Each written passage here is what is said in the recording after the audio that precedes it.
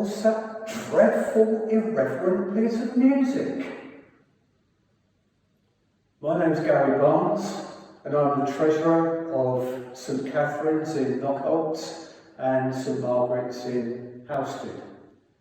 And I hope the Lord will forgive me for the music, because there is a point to it. It's entitled Back in Business. Except for the fact that we don't want to be back in business, we want to be back in business better. And when I say we, who need to be better, I'm talking about all of us and each one of you. Because we need to spread this word and we need to grow this church. And if each one of us can do things better, then that in itself is growth. If in turn we can bring more people into the church, then of course that is growth also, particularly if they then go on to be better than we are. So how do we achieve this level of improvement that we're looking for? Well, that was the question that Tim put to a small working group, and we came up with the idea of a structure chart, which is really about clear roles and responsibilities and better communication. We crystallised it into 7 key pillars of the business or of church activities. And the first one, of course, is worship and pastoral, headed up by Tim.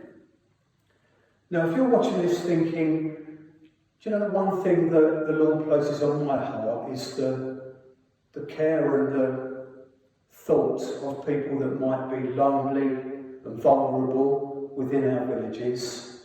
If you feel that you've got a role to play to just have a cup of tea with people such as that, please step forward and talk to Edwina or Graham Bartlett or Tim himself, because you can see that those people form part of that team, and that's where we're hoping our communication is improved. On the subject of communication, I'm thrilled that Carol Cooling is head of communications, because there is so much work to do.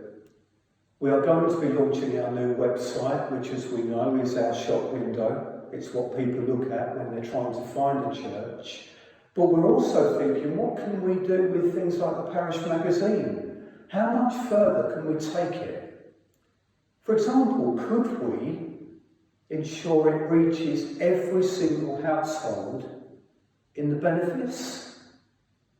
I don't know the answer to that question, but what I do know is that if we shoot for the stars, then we might just reach the moon.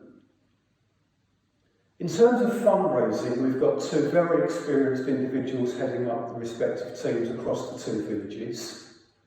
If you've got a role to play there, please let us know.